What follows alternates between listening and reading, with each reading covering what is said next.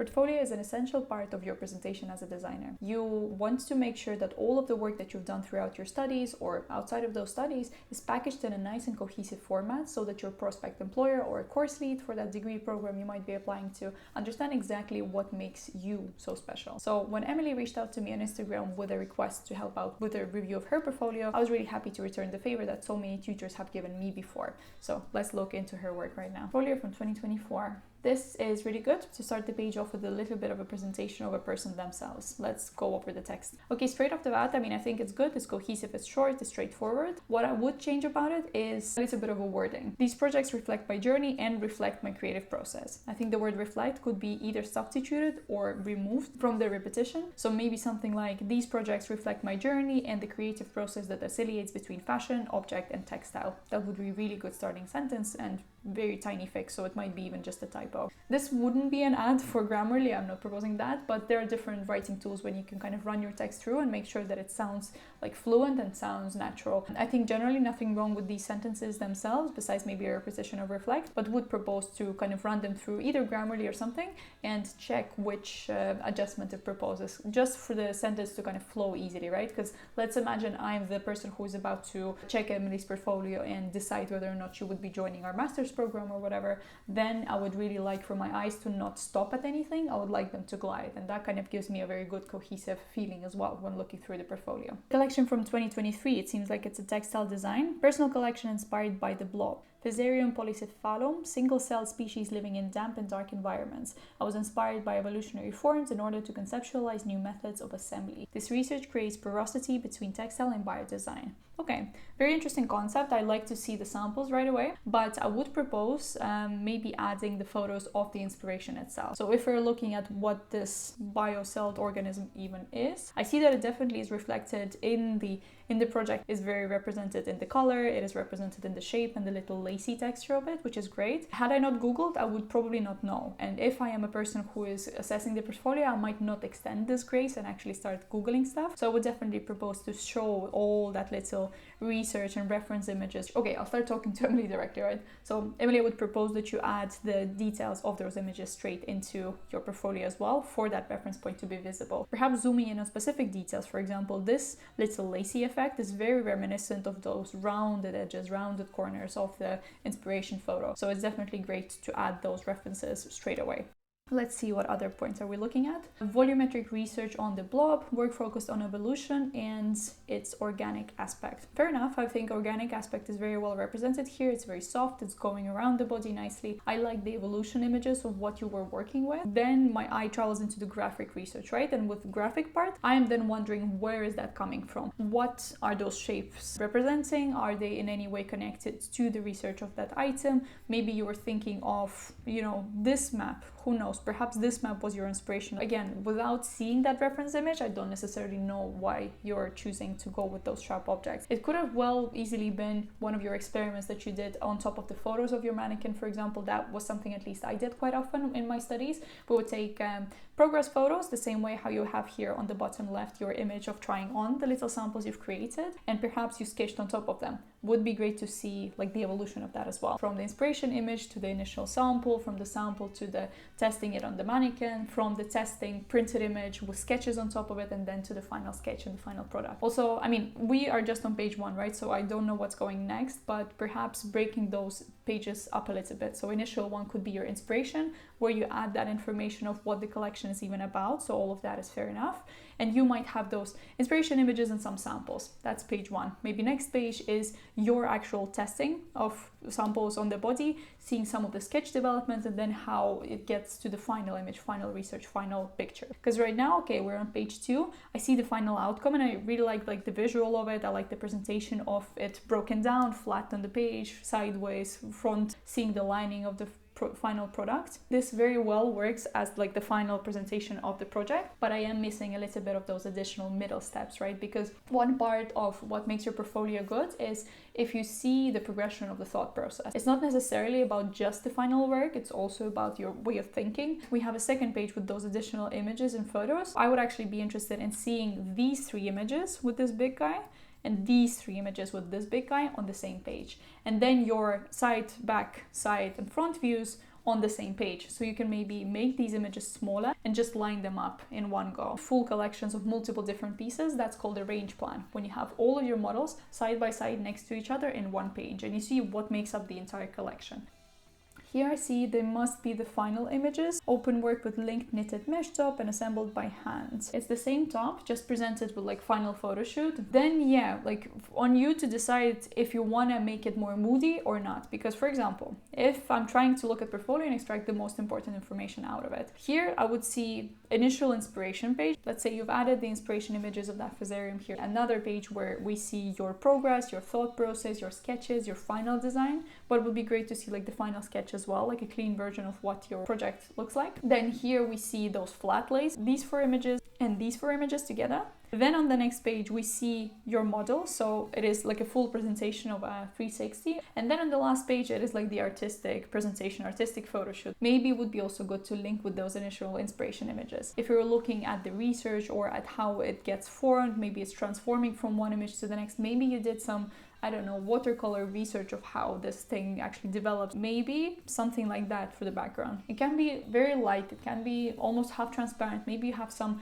thoughts also that you were adding onto your sketchbook pages, which you could manually add here on top. Maybe just write it on the page, scan it in, add a PNG on top somewhere here. That would be exciting because it is your final presentation, but it could have some hints as to what the original inspiration came from. See, this is also the Physarum collection, so it must be a continuation of that. We see the same text repeating twice. I understand that this continues from the same collection. What I think initially I would propose right away is perhaps adding a bit more information. You probably had a lot more text that you were analyzing, and I don't think it adds additional value for me as a potential employer to see the same text twice. For example, I see right away that there's a change in color. There's a bit of a change in structure of how it's going. If with the original image we saw somewhat symmetrical, a little bit of changes of course, but quite symmetrical overall, then I'm wondering why are we going the more organic route, right? I'm pretty sure you must have had additional inspiration for things like this, so it would be good to see why the sudden color change and why the organic approach rather than symmetrical. Here you could identify that you were actually looking at the slime mold, blah blah blah, feeding on the surface of an almond. Cool, that's random, that's exciting, that's interesting. If that were your actual inspiration, then could be great to actually note here that the organic shape is suddenly transitioning from that inspiration image. Having that inspiration image somewhere would be also really good. And then yes, seeing your scanned in samples. If that were my portfolio, I would probably not have these, images on the body just yet. I would give a hint into what direction we're moving into, and then on the next page have them on the body visualized. For example, I see here you mentioned punto floating made for the sleeves and the set. The strips were molded and assembled by hand. Okay, it's great that we know the technique and the process that was used here. Set made of molded mesh and assembled by hand. All right, see, like that part we already know, so you can either not mention it here or just keep it in one place as you go. Understand that here we're moving into the next project, Luminous embroidery, in which case I think I would propose not to end it on a sample page, because sample page could be useful when you're going through the projects themselves in between the same collection. I think this could be a good way to end a project page, because for me as a viewer, I understand like, okay, it's clean, we're finishing on the photo shoot and we're going on to the next thing. One more point I would propose, because this is the same collection, it's just 2 different color palettes for 2 different pieces. It would make sense for me to also, if I'm looking at the initial starting page, to see all color palettes. So that yellow and those 3 different shades of green that you were using for the second piece in the collection, all in one page as the inspiration. But otherwise, I mean, if you're keen on keeping this as like your transition piece, that's fair enough. That's also one of the ways to present it. That can also work. So it's fully on you to decide, Emily. Elaboration of the collection of Clara Dagwen Oracle. Research work around the embroidery of LEDs and the volumic structure of the dress. I think voluminous, right? Or voluminous? Maybe I'm wrong here. My English is also not perfect, but possibly a different word could work. Research work around the embroidery of LEDs. Okay, let's check Clara and the Oracle collection, because I'm not familiar with it. Okay, we're seeing those images. The goal of this project was possibly to assess the way the LEDs were constructed. And the Oracle, let's see. Organza, I maybe didn't notice before, but I think the rest of your portfolio was in English, and this seems to be maybe French. Could be good to keep it in the same language. Me as a reviewer, what would be great to see is what was the point of that project. Looking at this, I'm assuming that you assessed Clara's work and the research around embroidery of LEDs, so potentially applying that in your work, figuring out how that could be constructed. Initially, when I opened this page, I thought the work was yours. So like these were the projects that you created yourself. And then I saw the tag here that it was Clara's collection, and then I Googled her a little bit as well. So it's good that you're marking here that it's somebody else's collection. I think what would make it even more clear is if you outline the goal of that project right here. Is it an assessment of the collection, assessment of techniques, application of the existing techniques from Clara? What exactly is the goal of your project? Because looking at the images side by side, I wouldn't necessarily notice that these are two different studios. I'm assuming the bottom studio is where you, Emily, worked yourself, and then the top studio is images from Clara's studio. Maybe to avoid that confusion would be really good to kind of establish their importance, their rule. So for example, again, my eye travels immediately to the image to the right because it has the most weight, it is dark, it is attracting my attention, and then I'm looking at everything else on the pages. By scale, I'm noticing these two images first, and then your actual project, your actual task for this research. It could be the inspiration images all on the right, and then your actual project and your actual research and the steps that you took here on the left side of the page. Or maybe you can even just take these two images, the top images, skirt them to the right, I don't know, in whichever order, so you can minimize them and have them as reference images from the studio, and with like hand writing, establish that, have an arrow, research inspiration or whatever, inspiration images, and then on the other side, research process or research steps or embroidery process, embroidery exploration, something like that, to make it super clear that this is the part of your work and this is the part of that designer that you were assessing. Design of the LED embroidery and mapping of the dress universe. So I think this dress was also one of those that we saw here on the pictures. So again, some sort of distinguishing factor of like, this is my inspiration, this is the thing that I was actually focusing on. And here also, I see the photo of like, okay, this is how you were working through the embroideries, but what exactly does it try to communicate? What are you showing me here? If I'm applying again, I would be very interested in seeing what did you learn from this. So here you could also indicate with a few very light, half transparent text, basically what were the learning outcomes here. Fixing LEDs to the fabric, using a specific, I don't know, nylon thread for doing this, you know? So somehow specifying the skill and the technique that you were applying here for this project would be very helpful. All right, we're on to project number 3, which is called Versatile 2021, making a versatile and versatile garment and accessory from 2 discs of fabric with sharp edges without any seams.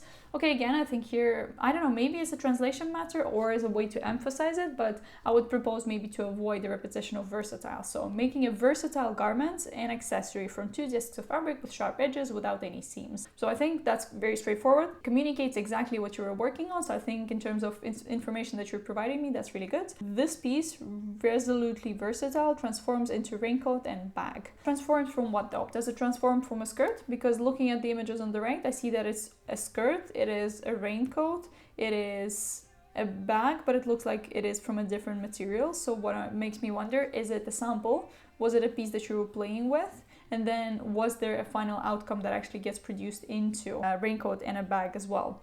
Looking here, I think it's really good that we have an example of what material you were working with. So I'm guessing these 2 circles were all that you had for this project. But then it makes me wonder how you arrived to this. Is it using 2 of those circles at the same time? Is it using just 1 of those circles? Is it made out of offcuts from a specific different project again, because the texture of the fabric looks to be different? It might as well be just a sample, right? But maybe could be good to indicate what this is. Coated canvas, polyurethane, hook system, press buttons. Okay, so we see a description of what was used. But then, yeah, I think coated canvas. So this must be the coated canvas and this must be the polyurethane. But polyurethane is plastic, so I'm now wondering if it is just coated with polyurethane, the canvas itself. But now comes also the question. So you had 2 circles to work with. Were you mostly working with drapery, or was there any additional inspiration that you wanted to use for this? If there were any written or visual inspirations that you also used for the project, again, could be great to add them here, but I understand some of those projects are not really like conceptual or like very deeply researched. They might be about experimentation specifically. Here it looks like it might be exactly that. So you can just maybe highlight what skills were you using here, what did you learn? So I see that you have coated canvas, polyurethane, hook system, and press buttons. These are like the materials that you use. But what about the skills that you applied here? I see some drapery, I see some twisting. Was there any sewing involved, or was it completely disassemblable? Like, these are the fun, interesting little quirky details that could be great to know about it. Because if you're essentially tapping into the versatility of an item, you're making it eco-friendly, you're making it reversible, you're making it stylable in different ways, you're essentially giving a person a whole wardrobe from just these two circles that you've created. Would be great to maybe market this part over here. So if on this image we see the point of the project, what it was about, we see what the pictures were, like what did you end up with, then here, these are like the moody pictures, you can highlight that this is versatile, reversible, flippable, whatever. And actually in the center, I don't know if in textile world you focus all that much on this specifically, but in fashion design overall, we did have a really heavy focus on having technical drawings. So if you know how to use Illustrator or any other vector drawing program, it would be really good if you could draw a technical drawing of your outcome. If you don't use any of those programs, don't worry, you can also just hand draw all of that, like very neatly, maybe use a micron pen or a very, very sharp black pen, and then scan your technical drawing and clean it up in Photoshop and add it here. Because these are some moody pictures, but then you want every portfolio page to be communicating something, to have some use to it. And since on this page you already communicated to me exactly how this looks like, right? I'm not kind of getting additional use out of this page besides it being vibey, right? And if there isn't a lot of inspiration images to fall back on, to add to this page, to add additional information, then it might not be giving you as much return for your investment. You know, like you have a full page, but it doesn't communicate as much to me as an examiner or as a potential employer. Yeah, my proposal would be either inspiration images here or a technical drawing in the middle, maybe with some specifications. So perhaps like making this page a bit lighter, you can take away those bits of information, add a bit more technical information here. So you add the technical drawing, you can add that this had the buttons, what material it was using. Here would be great to specify. So if you decided to move this text away to a different page, here maybe again, I don't know, I'm a massive fan of that hand-drawn feel to make your portfolio, albeit digital, feel a bit more physical, feel a bit more realistic. Would be great to add a little bit of a note, like why is it different fabric? Is this your final outcome? Was it a separate final outcome and so on? Why is it different? Because right now it looks like two separate projects to me, kind of like in a similar idea, right? But a bit disjointed. So it might be either moving to a separate page or adding a bit of a note as to why that's here, because it's probably following the same logic. And I think we're on to the final collection, final project. COS capsule collection. I'm assuming you did like a collaboration project. We did that in university as well. Developing of a men capsule fall winter collection for COS, brand around stratification and layering. From the title here, I think I would propose to go with menswear capsule collection, fall winter or something like that. Menswear fall winter capsule collection, because then you're speaking kind of the same language as a lot of designers are. And I see that you have already a couple of reference images, so that is pretty good. I've never actually heard of the word stratification, so I'm wondering now what that means. The arrangement of classification of something into different groups. And I see that reference images are kind of those repeating natural organic patterns. Over here right away, there is already like a design inspiration design project. What I'm wondering again is kind of your pattern research. So you're mentioning here that there was focus on that. I see that there are different trials and errors, but what was it focusing on? What were those additional bits of information that you actually extracted personally? Because a lot of us can look at these images. Let's say you give these images, this mood board to 7 different people. Every one of us will come out with a different outcome, like I promise you, even if we look also at the stratification. But quite often, if you have the same brief, you come out with completely different projects. In many fashion universities, mine included, we had a white shirt project on our first year. The brief is make a white shirt, and you can think of like how versatile can you even go with this, but it goes so many different directions because everyone sees their own thing in the project itself. So give these 4 images to 4 different people and they will come out with 4 completely different projects. So that's why I would be interested in seeing exactly what were you seeing here, Emily. So if you could also, maybe write exactly what were you inspired by. Did you want to see these organic pages? Did you want to see how negative space works here? Did you outline this image and see how it breaks apart into pieces, and that's where your cracks in this pattern came from? How did you arrive to this color palette? What inspired this color palette, and why did you work with these shapes specifically? I would assume maybe since you were working for COS in this project, maybe they provided a trench coat pattern and you were supposed to work with the trench coat as a base for your printmaking. Here I wouldn't know that, right? So I wouldn't know that your focus was on making prints. I wouldn't know that you had a specific color palette to work with. Maybe you had that in mind, maybe you didn't. And I think looking at this page specifically, I like the fact that there are inspiration images, but I think there's a bit too much going on. So for the start, I think I would not have these images of your final work here. I would move that a bit later on, because for the starting pages, what I care about is what was this project about?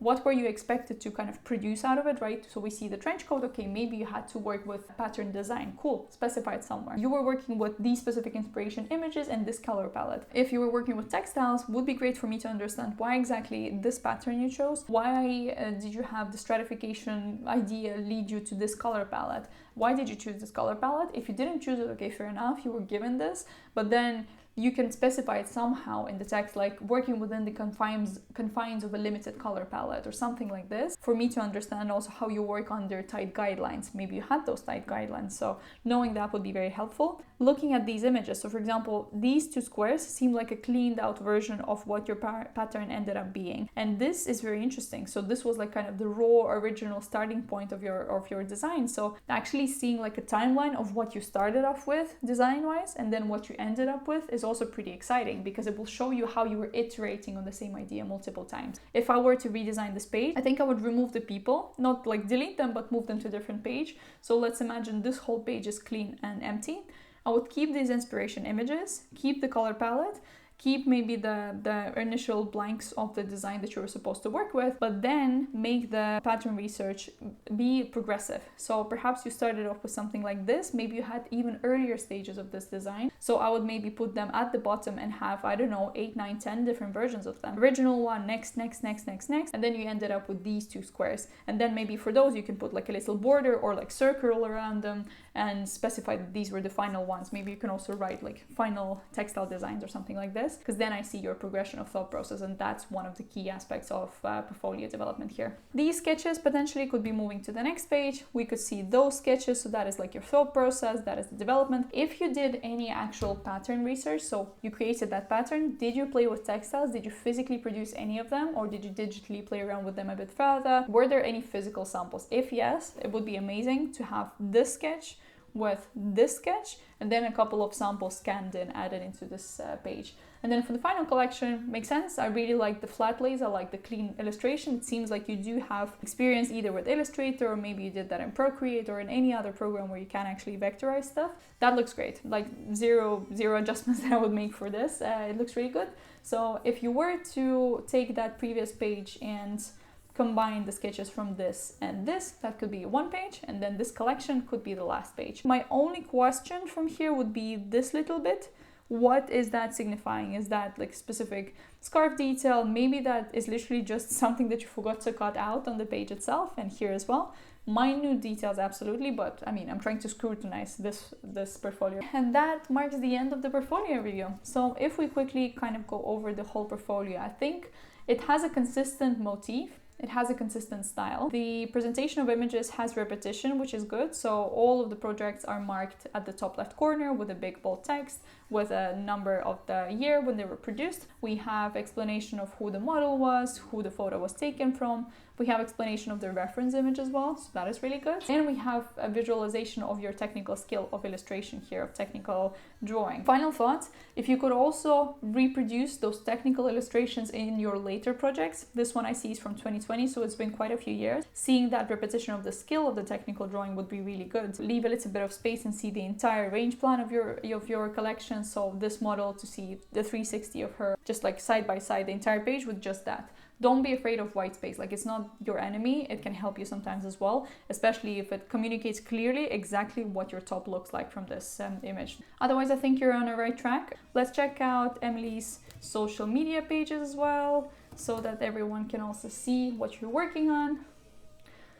All right, so this is your design page. I mean, I think it's really good that you have those images already available. Would love to see more. I see last post was from 15 weeks ago, so maybe keep it up. Thank you, Emily, for reaching out. I'm always happy to help, and I'm really hoping this is helpful in any way. Please feel free to not take any of my feedback into account either. If you feel like you're very strongly passionate about keeping that sample page, your call. It is ultimately your portfolio, your project, your vision, your creativity that is at stake here. So don't make any changes that don't feel authentic to you. I think you have a lovely start. There's a lot of inspiration that is packed in, and I think there's even more of that inspiration somewhere hidden in your sketchbook pages. So throw it in, add a little bit more into pages that are a bit more blank, like this one here overall. Good luck with your creative journey. Good luck with your application processes to whatever that might be, a textile course or future any job opportunities that you're seeking. Thank you so much. Really glad to have you as a subscriber, and everyone else, hope you also found some use in it. Good luck with your journey as well.